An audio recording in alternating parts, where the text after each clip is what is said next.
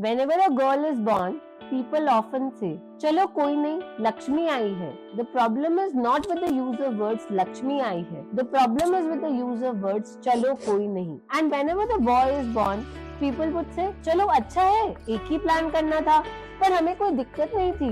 These use of words, these play around of words, tell us that Flintstone still exists even in 2026. So if you are raising girls, if you are raising future women, don't raise them to adjust, don't raise them to shrink. Don't raise them to be grateful for basic respect. Raise them to have wings so that they can fly. Raise them to be unapologetic. Raise them to question.